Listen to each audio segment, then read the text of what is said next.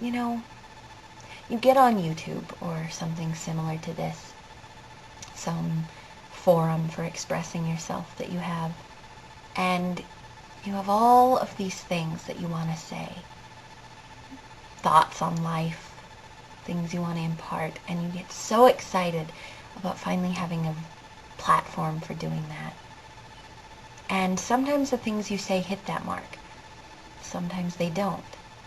Sometimes there's something you want to say and you can't get it out in the way you want to, and it doesn't seem worth trying because if it's not quite what you're going for, well, it's not worth wasting the time and energy and embarrassing yourself in front of the people that you're doing it to.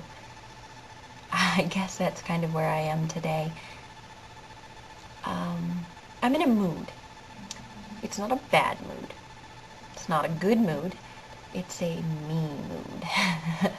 If I had to define it, I guess I would say it's more positive than negative. I just get like this. It's an artsy mood, I guess. I get in these places where I have so much I want to say and I have no idea what it is. And so I'll try writing and nothing comes. I'll try making a video and everything I feel like makes me look like an idiot. It's frustrating, or if not look like an idiot, just is not quite up to par with these grand aspirations that I have. It's a good thing because that drive is what pushes me to accomplish things, but it can be so frustrating when nothing is coming out of it. It's not just writer's block, it's too big to function under. It's too much pressure. It's wanting too much and not knowing where to start. My hair is driving me crazy today.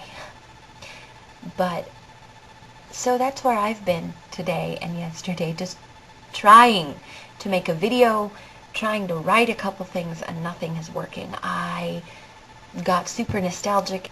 I got out my keepsakes box with all of my old journals and everything. Noticed an interesting trend. I have a habit of half filling them, and they tend to kind of follow chapters of my life, and I'll have a beautiful, maybe expensive journal that I've written the first 20 pages of, maybe the first half, maybe a little more than half, and then that area of my life shifted, and I never can put my finger on why, but suddenly I can't go back and write in that one. I need a new one. And I guess it's like not wanting to stay in that place anymore. I want to move on to a new book and a new portion of my life. It was kind of funny. Anyway, that's really off the beaten path here. See, I'm rambling a lot today. That's part of my problem. But anyway, so I'm going through all of this old stuff I've written. I found an absolute trove of things I'd forgotten even existed. A stack of papers that I wrote about and or to my dad when he wasn't around. That it's not stuff that's so much all that great. It's very emotional. It was interesting to read, very sad. Made me sad, even though the whole situation with my dad is straightened out now, just to go back to that place. That was last night. Stuff from school, all these things.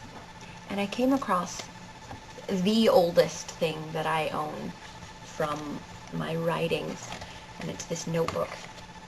It's really torn up and all scribbled in, "The Musings and Writings of Stephanie Waters," it says on the front. And then it's scribbled all over because, I don't know, I'm a doodler and I did a lot of scribbling, a lot of cursive L's. I don't know why I do that. I just like the look of them. That's what I doodle. Anyway, and I found the first thing in it, although half the pages are missing, so I imagine that there were things I didn't like and I tore out or something. But the first page in it had something I wrote forever ago that I thought I'd read to you guys just because it kind of fits my mood and what I try to accomplish when I write, and, you know, the kind of frustrations I'm dealing with at the moment. And so I'm going to read this to you. This is from, oh, I only have the month and the year on here, but it's from October of 2002. So this is old stuff, 5 years. So I'm going to read this to you really quick. I have often wondered on quiet evenings what life would be like if we had no knowledge of the past beyond our own simple memories. If all we knew of our life were what we ourselves experienced. After all, Isn't the life we know now completely dependent on our roots? Half of our time as children is spent listening to stories of our grandparents and learning of the mistakes as well as discoveries made by our ancestors. We read books written to keep us from forgetting what and who has gone before. Our greatest achievements are measured in the legacy we leave behind. Some people dedicate their lives to writing down and recording details that those in the future will consider important. What would our world be like if, as every old generation passed on, the new one began life from the very beginning? No knowledge of what lies ahead of them, no idea of what types of choices they will face, no way of knowing what consequences each choice would have.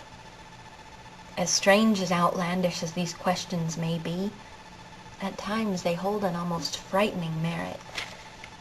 We should be grateful to the writers, the often different and eccentric people, who spend their time with a pen or in front of a computer, dedicated not only to preserving the surety of the past, but also to creating hopeful scenarios for the future, giving us all some idea of what kinds of decisions cause what kinds of results.